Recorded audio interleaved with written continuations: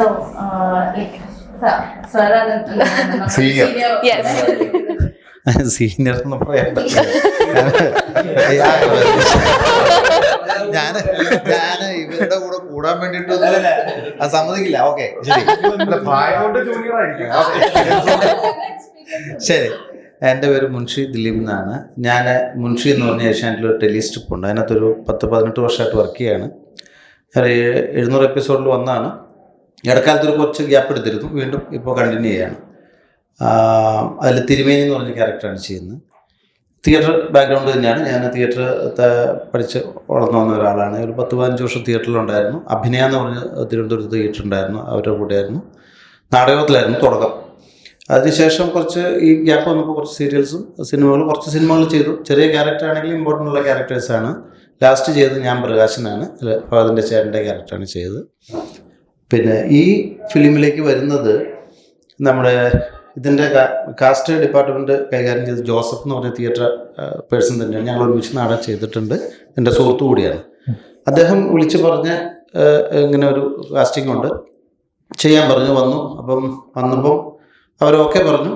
അപ്പം നമ്മുടെ എൻ്റെ ഒരു കൺഫ്യൂഷൻ എന്താ വെച്ചാൽ, ഈ കർണാടകത്തിൽ ഇത് മലയാളത്തിൽ ചെയ്യും, ഓക്കെ അത് മനസ്സിലാവും. അപ്പം ജോസഫ് എല്ലാ ദിവസവും അവിടെ ഉണ്ടാവണമെന്ന് ഞാൻ പ്രത്യേകം പറഞ്ഞിരുന്നു. എനിക്ക് ഒരു ഐഡിയ ഇല്ല, എനിക്ക് ഇവരൊന്നും പരിചയമില്ല. അപ്പം പിന്നെ വന്നു കഴിഞ്ഞപ്പോൾ എല്ലാവരും സുഹൃത്തുക്കളായി.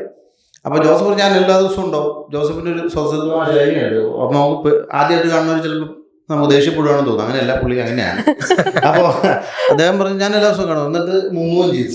അപ്പം ഞാൻ വളരെ കഷ്ടപ്പെട്ടിട്ടാണ് ആദ്യത്തെ ഒരു ദിവസം അഡ്ജസ്റ്റ് ചെയ്തത്. പക്ഷെ പിറ്റേ ദിവസം എനിക്ക് മനസ്സിലായി അങ്ങനെ ഒരു പ്രോബ്ലംസ് ഇല്ല. കാരണം എന്ന് വെച്ചാൽ നമ്മളെക്കാളും സോഫ്റ്റാണ് അവർ രണ്ടുപേരും. ഇപ്പം ടെക്നീഷ്യന്മാരെല്ലാം, ഇപ്പോൾ ഡയറക്ടർ ആയിക്കോട്ടെ, പിന്നെ ക്യാമറ ആയിക്കോട്ടെ, ക്രൂ ആയിക്കോട്ടെ, എല്ലാവരും ഇപ്പോൾ ഒരു ഫാമിലി പോലെയാണ് എല്ലാവരും. വന്നപ്പോൾ പെട്ടെന്ന് തന്നെ നമുക്ക് ആ ഒരു ബോണ്ട് ആയി എല്ലാവരുമായിട്ട്. അപ്പോൾ ഈ ക്യാരക്ടറിൻ്റെ എനിക്ക് തോന്നിയിട്ടുള്ളൊരു സംഭവം എന്ന് പറഞ്ഞാൽ, എൻ്റെ ക്യാരക്ടർ ഞാൻ ആദ്യം എന്ന് പറഞ്ഞൊരു ക്യാരക്ടറാണ് ചെയ്യുന്നത്. ഇതിനകത്തൊരു പിന്നെ ഇവരുടെ ഈ ക്രൈമിന് ഇത് അറസ്റ്റ് ചെയ്യാൻ വരുന്നൊരു സെക്കൻഡ് ഉദ്യോഗസ്ഥനായിട്ടാണ്. ഹെഡ് ചെയ്തിരിക്കുന്നത് രമേശ് വർമ്മ എന്ന് പറഞ്ഞ വളരെ ഫേമസ് ആയിട്ടുള്ള പ്രൊഫസറായിട്ടുള്ള അദ്ദേഹം, നാടകത്തോട് ബന്ധപ്പെട്ടിട്ടുള്ള ആളാണ്, കഥകളിക്കാരനാണ്.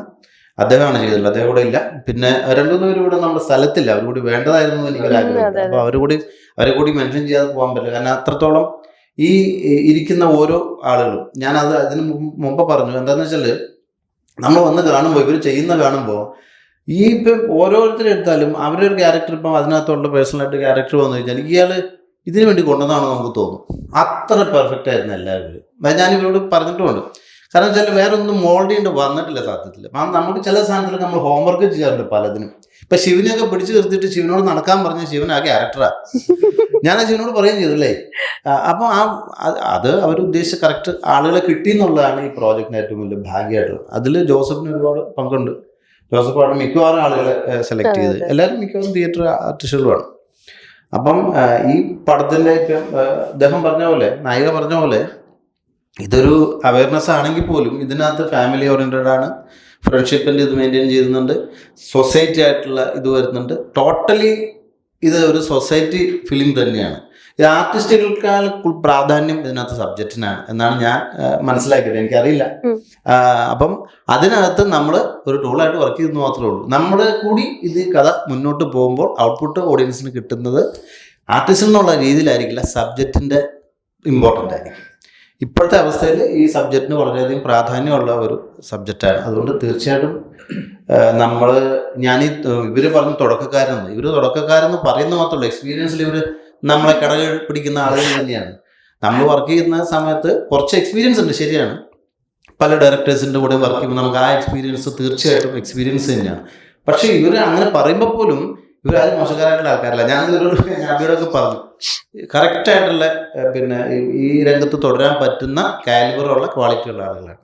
അങ്ങനെ എല്ലാവരെ കുറിച്ചുള്ള അഭിപ്രായം. പിന്നെ പടത്തെക്കുറിച്ച് ഞാൻ പറഞ്ഞ പോലെ തന്നെ ഇതൊരു കഥ പറയല്ല, പിന്നെ ഇത് തീർച്ചയായിട്ടും പൊതുജനത്തിൻ്റെ അടുത്ത് ഒരു ചർച്ചാ വിഷയമാകാൻ പോകുന്നൊരു സബ്ജക്റ്റാണ്. പിന്നെ അത് വളരെ അദ്ദേഹത്തിൻ്റെ സിനിമയാണ്, അതായത് ഈ ഡയറക്ടർ സിനിമയാണ്. അദ്ദേഹം എന്താണോ അദ്ദേഹം മനസ്സിൽ ഉദ്ദേശിച്ചത് അത് മാത്രമാണ് ഞങ്ങളെ കൊണ്ട് ചെയ്യിപ്പിച്ചിട്ടുള്ളത്. അദ്ദേഹം പറഞ്ഞ കാര്യങ്ങൾ, ഇപ്പോൾ നടക്കാൻ പറഞ്ഞാൽ നടക്കുക, ഇരിക്കാൻ പറഞ്ഞാൽ ഇരിക്കാൻ, നോക്കാൻ പറഞ്ഞാൽ നോക്കാൻ, അദ്ദേഹം എന്താണ് ആവശ്യപ്പെട്ടത് അത് ചെയ്തു കൊടുത്തിട്ടേ ഉള്ളൂ.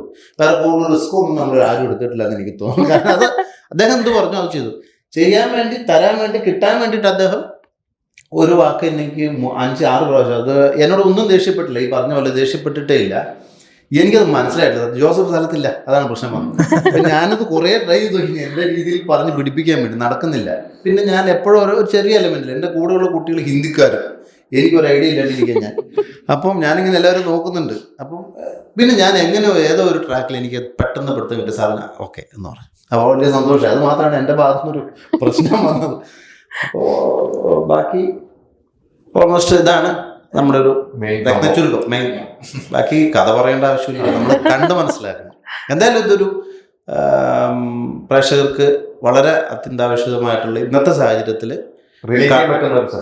സബ്ജക്റ്റാണ്.